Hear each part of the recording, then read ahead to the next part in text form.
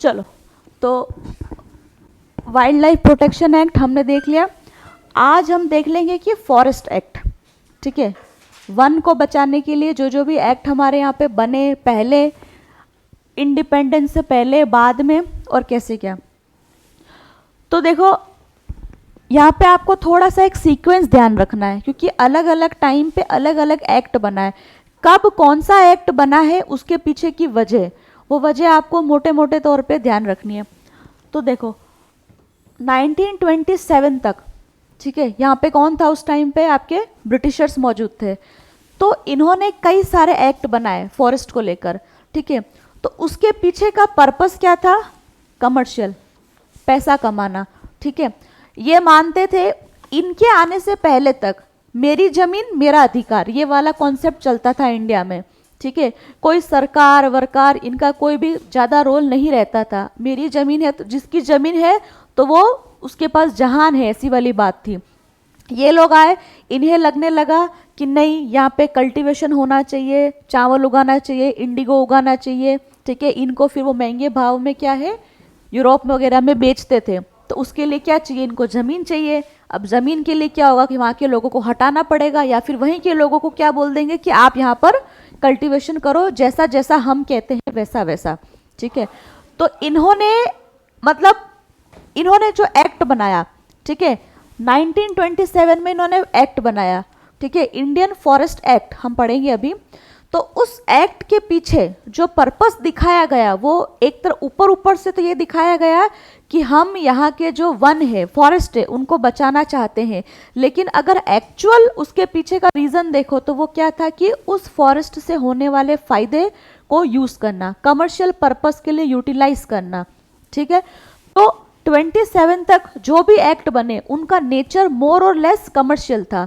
कहने को था कि कंजर्वेशन है, लेकिन कंजर्वेशन नहीं था, बचाना उनका पर्पस नहीं था। उनका पर्पस था कि ज़्यादा से ज़्यादा फॉरेस्ट से फायदे को निकालना, ठीक।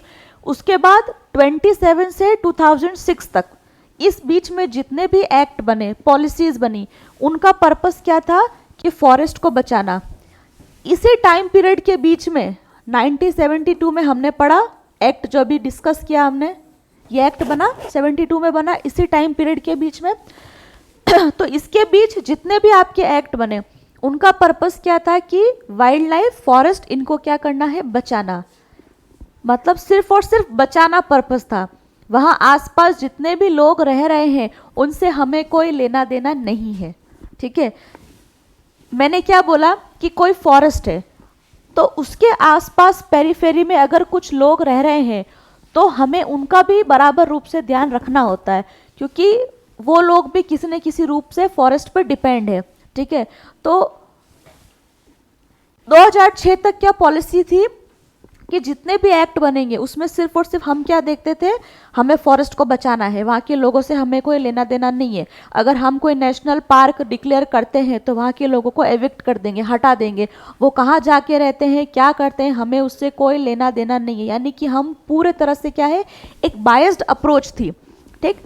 उसके बाद 2006 के बाद जितने भी एक्ट बने उन एक्ट के अंदर क्या था, राइट बेस्ड वो एक्ट थे। यानी कि फॉरेस्ट को तो बचाना ही है, प्लस वहाँ के रहने वाले लोगों के अधिकार को भी हम क्या करेंगे, सुनिश्चित करेंगे, इंश्योर करेंगे, ठीक है। क्योंकि हम मानते हैं कि मैन और फॉरेस्ट दोनों का क्या है, एक म्यूचुअल रिलेशन है, ठीक है। तो अब आप समझोगे कि ऐसा 2006 के बाद क्यों हुआ, उसके रीजन समझेंगे कि क्यों हमने लोगों के अधिकार को भी बराबर रूप से मान्यता दी। कि अगर वहाँ पे कोई नेशनल पार्क बनता है और देखेंगे कि कितने लोगों को हटाना होगा तो उनके लिए अलग से जगह हम देंगे, मतलब कि हम पूरी तरह से भरपाई करेंगे, हम उनको खाली हाथ भगाएंगे नहीं। तो इसके पीछे बहुत सारे रीज़न है कि ऐसा क्यों हुआ। सबसे पहला रीज़न मैंने आपको बताया था, 73rd और 74th अमेंडमेंट से क्या हुआ, आपके लोकल बॉडी, पंचायत को कॉन्स्टिट्यूशनल जो स्टेटस है वो मिला था, ठीक है। कि हर राज्य में क्या है, एक पंचायत होगी और शहर में क्या होगा, एक शहरी निकाय होगा, ठीक है। इसका पर्पस क्या था कि भाई लोकल लोगों के अधिकार को भी इंश्योर करना, सबसे पहली बात ये, ठीक है। उससे पहले आप देखोगे कि 42nd अमेंडमेंट, ईयर 1976। इस अमेंडमेंट ने क्या किया था कि जो फॉरेस्ट है, इससे पहले तक जो फॉरेस्ट है वो आपके स्टेट लिस्ट के अंदर था, राज्य सूची का विषय हुआ करता था।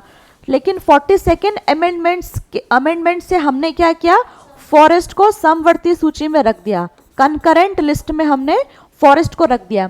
ठीक है, तो अब क्या हो गया कि फॉरेस्ट से रिलेटेड बनने वाले जितने भी लॉ है उस पर स्टेट गवर्नमेंट और सेंट्रल गवर्नमेंट दोनों उसके ऊपर राइट जो है, एक्ट जो है वो बना सकता है। ठीक है, तो इसकी जरूरत क्यों पड़ी? पहली बात तो इसकी जरूरत इसलिए पड़ी, मैंने क्या बोला कि यहां से यहां तक इस बीच में जितने भी एक्ट बन रहे हैं कंजर्वेशन के लिए बन रहे हैं, तो अब इसमें हो क्या रहा है कि उस चक्कर में इन लोगों का अधिकार साइड में रह रहा है। तो हर स्टेट ने अपने अपने क्या कर रखे, अलग अलग एक्ट बना दिए थे। क्यों? क्योंकि इससे पहले तक अधिकार था उनके पास में कि हम जो है बना सकते हैं। तो हर स्टेट के अलग अलग लॉज बन रहे, तो वो कहीं ना कहीं क्या है कि लोगों के अधिकार से कॉन्फ्लिक्ट हो रहे थे कि लोगों को चाहिए, क्योंकि स्टेट मानता ही नहीं है ना, स्टेट मानेगा ही नहीं। तो रीजन ये, इसीलिए क्या किया, इसको चेंज करके कंकरेंट लिस्ट में कर दिया कि नहीं, जहां जरूरत पड़ेगी वहां पे एक कॉमन लॉ भी होगा। ठीक है, उसी का कॉन्सिक्वेंसेस था कि 2006 में सबसे पहले FRA एक्ट बना, FRA 2006, जो हम अभी डिटेल में पढ़ेंगे। इस एक्ट के अंदर फॉरेस्ट और फॉरेस्ट के लोग, इंडिविजुअल पर्सन भी और पूरी की पूरी कम्युनिटी, इन सब के अधिकार को क्या किया, इंश्योर किया। ठीक है, इसके बाद ग्राम सभा को सबसे ज्यादा पावर दिया गया। ठीक है, कि अगर ग्राम सभा है कहीं पे, कोई एरिया है, तो अगर वहां पे आप कोई भी काम करते हो तो आपको सबसे पहले ग्राम सभा की परमिशन लेनी होगी।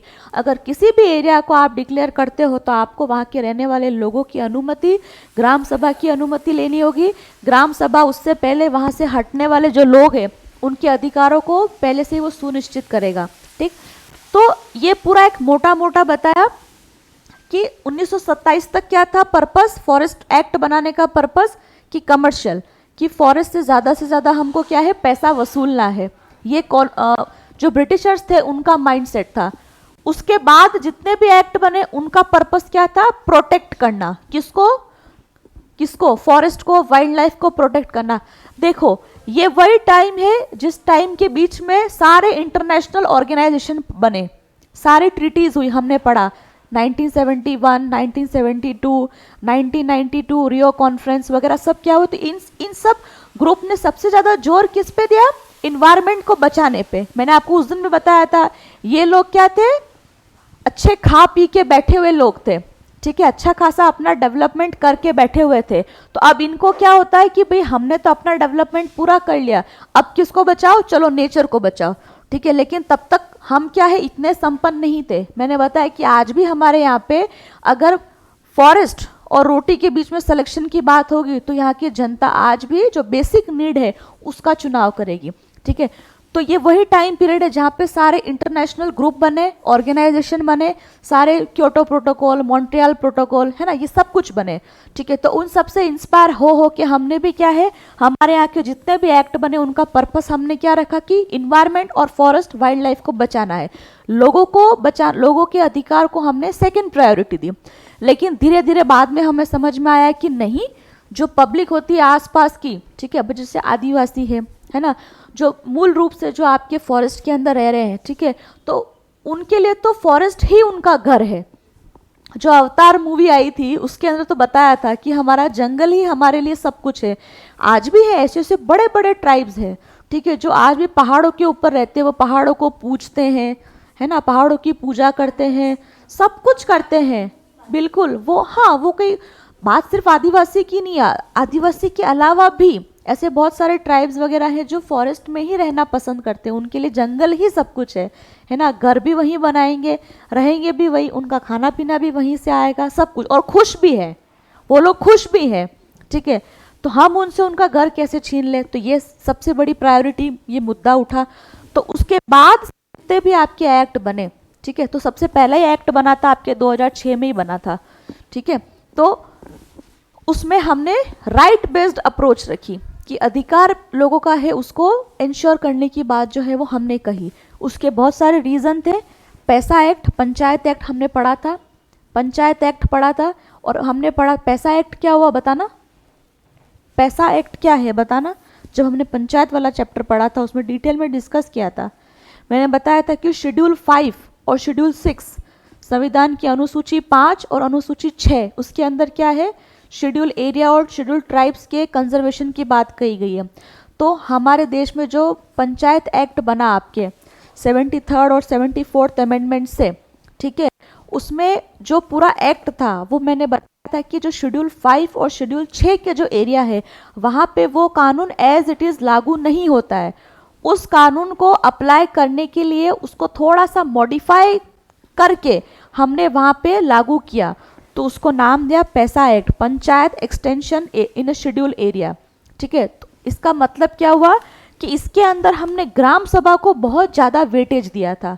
ठीक है, ये आप देखना, आप रिपीट करना कि हमने ग्राम सभा को बहुत ज़्यादा क्या दिया था, वैल्यू दी थी, वेटेज दी थी। पंचायत एक्ट का मतलब ये है कि हम लोकल बॉडीज़ को ज़्यादा से ज़्यादा वैल्यू दे रहे हैं, लेकिन उसको और भी ज़्यादा, उसके और भी ज़्यादा करीब जाने के लिए हमने पैसा एक्ट बनाया था। शेड्यूल 5 और 6 के अंदर ऐसे एरिया है, ट्राइबल एरियाज है जहाँ पे क्या है, ट्राइब्स ज़्यादा रहते हैं, तो ऐसे में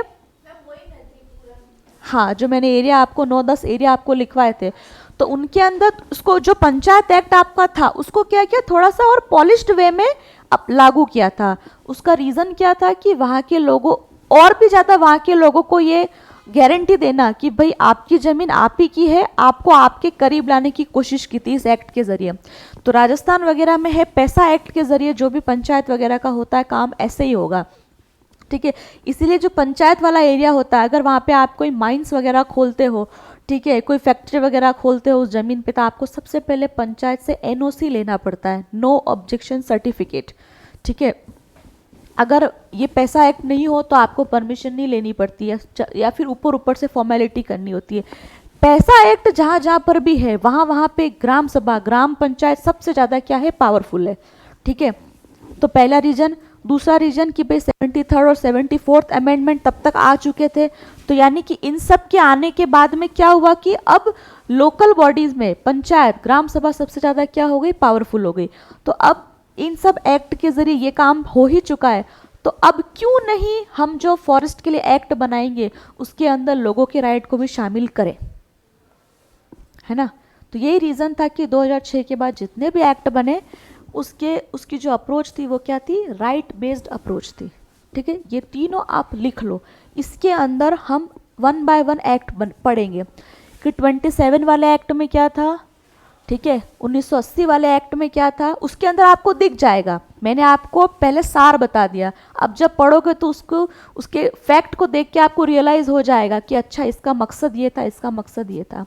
ये पहले आप लिख लो ऐसे।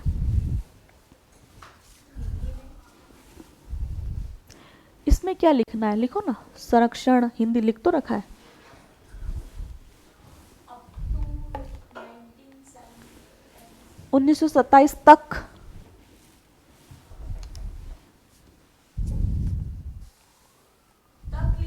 हाँ,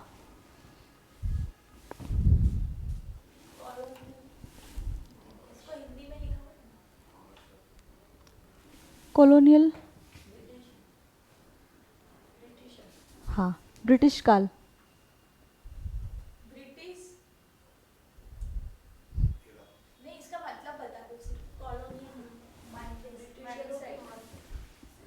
मतलब हाँ, उनका दिमाग क्या था कि पैसा वसूल करना, कमर्शियल, वाणिकी।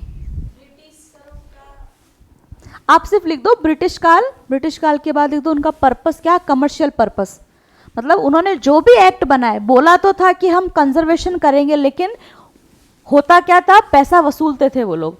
ये आपको ध्यान रखना है कि किस एक्ट किस मकसद से बना। अब किस मकसद हमने जान लिया, अब पढ़ेंगे कि किस एक्ट में क्या क्या आपके था, वो हम पढ़ेंगे। तो वो पढ़ने से पहले ये बैकग्राउंड इंफॉर्मेशन जान लो।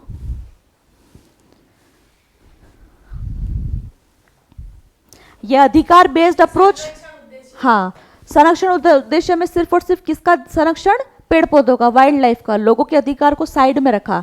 और ये राइट बेस्ड अप्रोच क्यों आई, इसके पीछे की वजह क्या थी, क्योंकि तब तक पैसा एक्ट, 73rd अमेंडमेंट वगैरह सब कुछ आ चुका था, पंचायत एक्ट पूरी तरह से इम्प्लीमेंट हो चुका था।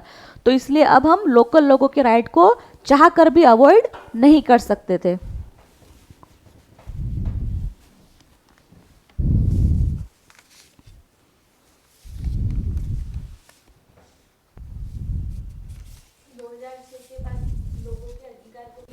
हाँ, यानी कि जो भी एक्ट बने उसकी अप्रोच क्या थी, राइट बेस्ड अप्रोच। अधिकार जो था वो पहले रखते थे, अधिकार को भी शामिल किया।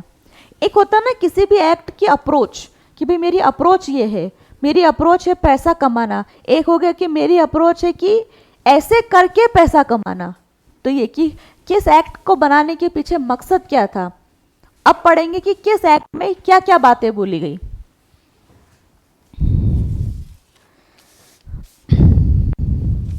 डन। अब डालो सबसे पहली हेडिंग, इंडियन फॉरेस्ट एक्ट 19। या आप लिख लो, आपके समझने के लिए अच्छा रहेगा कि अधिकार बेस्ड अप्रोच क्यों आई, क्योंकि तब तक पैसा एक्ट ये सब कुछ हो चुका था। सबसे पहला एक्ट इंडियन फॉरेस्ट एक्ट 1927, भारतीय वन अधिनियम 1927। हाँ 1927। देखो ये टाइम पीरियड कौन सा है, फर्स्ट वाला जो हमने देखा। ये बनाया था आपके किसने, ब्रिटिशर्स ने।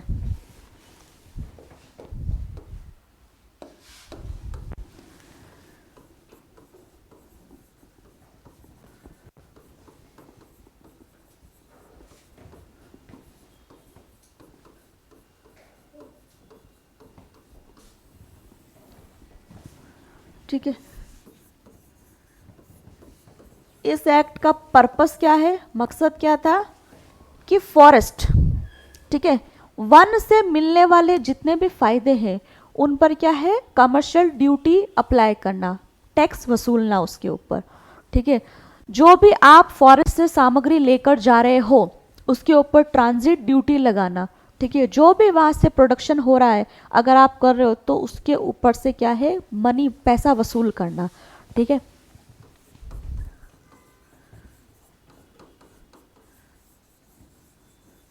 इसका मकसद कंप्लीटली क्या है, कमर्शियल। थोड़ा सा भी अगर आप वहां से कुछ लेकर जा रहे हो किसी भी रीजन के लिए, बिजनेस के लिए या फिर कोई भी रीजन के लिए, तो आपको क्या है, वहां के ऑफिसर्स को पैसा देना होगा, ड्यूटी देनी होगी। आप हिस्ट्री में पढ़ोगे, अभी जब आपकी मॉडर्न हिस्ट्री स्टार्ट होगा तो आप पढ़ोगे कि अलग अलग तरह के ये लोग टैक्स लगाते थे, ऑक्ट्रॉय ड्यूटी, चुंगी टैक्स वगैरह, पता नहीं क्या क्या टैक्स लगाएंगे। थोड़ा सा भी सॉल्ट टैक्स पढ़ोगे आप, नमक का टैक्स पढ़ोगे मॉडर्न में, गांधी जी के टाइम पे, मतलब बहुत सारे टैक्स लगाते थे। लोटा टैक्स, लोटे के ऊपर टैक्स लगाते थे, पानी के ऊपर टैक्स लगाते थे, यानी कि मल्टीपल टैक्स। तो अब ये ऐसे लोग फॉरेस्ट को क्यों छोड़ेंगे, भाई भारत बहुत हरा भरा था, है ना, बहुत ज़्यादा यहाँ पे अपॉर्चुनिटी थी, तो उनको लालच आया कि अब लालच आएगा ही आएगा कि भाई यहाँ पे अगर हम ये फसल का उत्पादन करेंगे और यहाँ से ले जाके हम हमारे यहाँ बेचेंगे तो खूब पैसा मिलेगा, तो हम फायदा उठाएं ना, यहाँ के लोगों को क्यों फायदा उठाने दे, और अगर ले जा रहे हो तो पैसा दो, यानी कि ऐसे भी पैसा हमें मिलेगा और ऐसे भी पैसा हमें मिलेगा। समझ रहे हो, यानी कि भैंस भी मेरी और लाठी भी मेरी। अगर या तो हम वहाँ पे प्रोडक्शन करेंगे और हम ले जाके बेचेंगे तो हमें फायदा होगा, या फिर आपको वहां से लेके जाना है तो आप हमें टैक्स दो, पैसा दो। तो ये जो एक्ट है ये क्या कहता है कि फॉरेस्ट से मिलने वाले जो भी प्रोडक्ट है उसके ऊपर क्या है, टैक्स, उसके ऊपर ड्यूटी लेवी करना। ठीक है, ये दूसरा ये क्या बोल रहा है कि ये प्रोटेक्शन की बात कर रहा है। ये सिर्फ क्या है, दिखाने को, असल मकसद तो यही है, ये दिखाने के लिए। ठीक है, ये प्रोटेक्शन देता है बहुत अलग अलग तरह के एरिया को। ठीक है, रिजर्व्ड फॉरेस्ट कि हम देखेंगे कि क्या होता है, प्रोटेक्टेड फॉरेस्ट,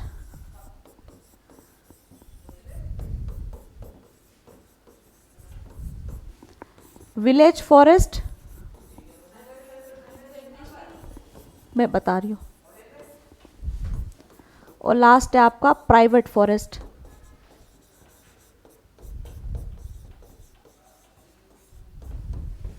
ठीक है, रिजर्व्ड फॉरेस्ट लिख लो। हाँ वही बता रही हूँ। आरक्षित वन, प्रोटेक्टेड फॉरेस्ट को संरक्षित वन, और बाकी तो आपको बहुत क्लियर है, विलेज फॉरेस्ट और प्राइवेट फॉरेस्ट निजी।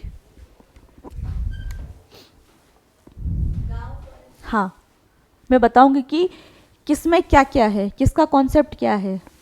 तो ये एक्ट क्या बोल रहा है कि इन तरह इतने टाइप्स ऑफ फॉरेस्ट को हम क्या करेंगे, बचाएंगे, प्रोटेक्ट करेंगे, बचाएंगे और फिर पैसा वसूल करेंगे। ठीक है, तो ये इस एक्ट के अंदर जो ये बातें हैं ये किसको रिप्रेजेंट करती है, कॉलोनियल माइंडसेट जो हमने अभी पढ़ा।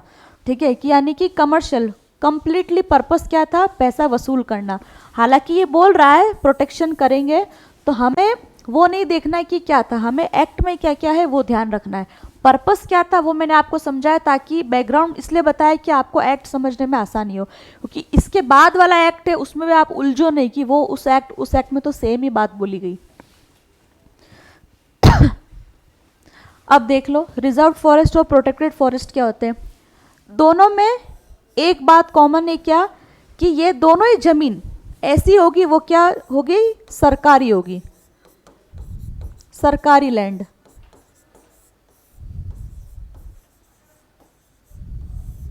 ठीक है, ऐसे किसी भी एरिया को रिजर्व्ड फॉरेस्ट और प्रोटेक्टेड फॉरेस्ट डिक्लेयर किया जा सकता है जो क्या है, आपके सरकारी है, जिसका मालिक कौन है, सरकार ओन कर रहा है उसको। ये पहली बात। दूसरी बात कि रिजर्व्ड फॉरेस्ट के अंदर जो भी आपके ह्यूमन एक्टिविटीज है वो क्या है, कंप्लीटली बैन है, अनटिल एंड अनलेस बहुत ज़्यादा जरूरी है और आप अगर परमिशन लेते हो तो ही आपको अलाउ किया जाएगा। ठीक है, यानी कि इसके अंदर जो सिक्योरिटी है वो क्या है, एकदम टाइट है। ठीक, और प्रोटेक्टेड फॉरेस्ट में क्या है, पहला तो ये भी सरकारी जमीन है, लेकिन यहां पे क्या है कि कभी कभी ह्यूमन एक्टिविटी को अलाउ किया जाता है। हाँ, ये दोनों में अंतर है। बाकी सेम बात क्या है कि दोनों गवर्नमेंट लैंड है। ठीक है, इसमें कभी कभी अलाउ कर दिया जाता है।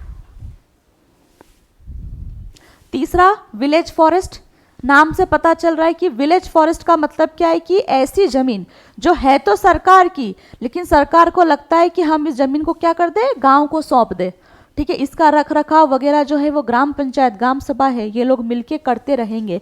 हालांकि इसका मतलब ये नहीं है कि गवर्नमेंट इसमें से पीछे हट जाएगी, लेकिन इसका जो भी मेंटेनेंस है वो क्या कर देगी, ऐसे एरिया का पूरा गांव को सौंप देगा। तो ऐसे जंगलों को क्या बोलेंगे, विलेज फॉरेस्ट बोलेंगे। ठीक है, अब है आपका लास्ट प्राइवेट फॉरेस्ट। ये क्या है कि ये किसी का निजी, किसी का पर्सनल भी हो सकता है, उस टाइम पे होते थे। ये एक्ट आपका कब बना है, 27 में बने, तो उस टाइम पे लोगों के पास में कितने ही बीघा, कितने ही एकड़ की जमीनें होती थी, प्राइवेटली जो जमींदार है वो लोग रखते थे। ठीक है, तो ये हो गए प्राइवेट फॉरेस्ट। इसके रख रखाव का पूरा जिम्मा किसका, जो प्राइवेट पार्टी है वो, और थोड़ा बहुत अगर उसको गवर्नमेंट से हेल्प चाहिए तो सरकार के ऑफिसर वगैरह मिलके काम करेंगे। ठीक है, तो इतने टाइप ऑफ फॉरेस्ट के कंजर्वेशन की बात करता है इंडियन फॉरेस्ट एक्ट 1927। ठीक, जो आपका प्रोटेक्टेड एरिया होता है, जैसे मान लीजिए कोई एरिया है जिसको हम सबसे पहले प्रोटेक्टेड एरिया घोषित करेंगे, फिर हो सकता है कि हमें लगता है कि इस एरिया को हमें अभ्यारण्य में कन्वर्ट करना है, तो वो अभ्यारण्य में कन्वर्ट भी हो सकता है। फिर अगर लगता है कि अभ्यारण्य से उसको नेशनल पार्क में घोषित करना है तो नेशनल पार्क भी वो बन सकता है। फिर लगता है कि टाइगर रिजर्व घोषित करना है तो टाइगर रिजर्व भी घोषित किया जा सकता है। तो ये अपग्रेडेशन किस में होता है, प्रोटेक्टेड फॉरेस्ट में होता है। एग्जाम्पल सरिस्का नेशनल पार्क कहाँ है, राजस्थान में, हमने पढ़ा है। तो उसको सबसे पहले प्रोटेक्टेड एरिया डिक्लेयर किया था, उसके बाद बढ़ते बढ़ते अभ्यारण्य, नेशनल पार्क, टाइगर रिजर्व, आज वो सब कुछ है सरिस्का। ठीक है,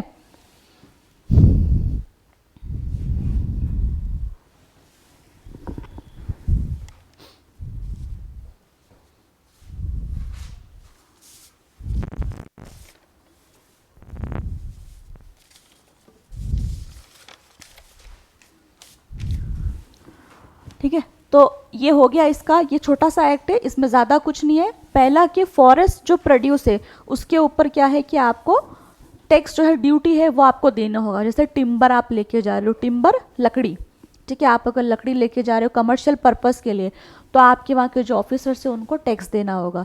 ठीक, ये है आपके 27 का एक्ट। अब इस एक्ट के अंदर 2018 में अमेंडमेंट किया था। ये क्वेश्चन आपके प्रीलिम्स में पूछा गया था। 2019 के प्रीलिम्स में ये क्वेश्चन आया था कि इंडियन फॉरेस्ट एक्ट अमेंडमेंट 2018 में क्या किया गया, वो पूछा गया। तो ये तो हुआ ओरिजिनल एक्ट। अब इसमें बदलाव हुआ आपके 2018 में, वो लिखो संशोधन, हाँ, इस एक्ट में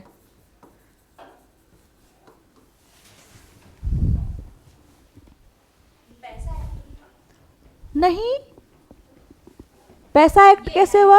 27, यस, इसके अंदर ये आपके अमेंड किया। इसमें अमेंडमेंट में क्या किया, जो बेम्बू है, बांस, उसको क्या कर दिया हमने, घास घोषित किया, उसको पेड़ नहीं माना। यानी कि जो बेम्बू है, अब तक बेम्बू को क्या माना जा रहा था, ट्री, पेड़ माना जा रहा था। ठीक है, अब जबकि अगर आप किसी भी चीज को ट्री, पेड़ है, तो पेड़ से निकलने वाला जो भी सामान है उसको हमने क्या मान लिया, लकड़ी माना। तो यानी कि अगर आप बेम्बू को किसी भी रीजन से काट के ट्रक में भर के लेके जा रहे हो, तो आपको 1927 के एक्ट के अनुसार आपको क्या है, ड्यूटी, टैक्स जो है वो आपको पैसा भरना होता है। लेकिन अब हमने बेम्बू को ट्री से हटा के घास की कैटेगरी में रख दिया।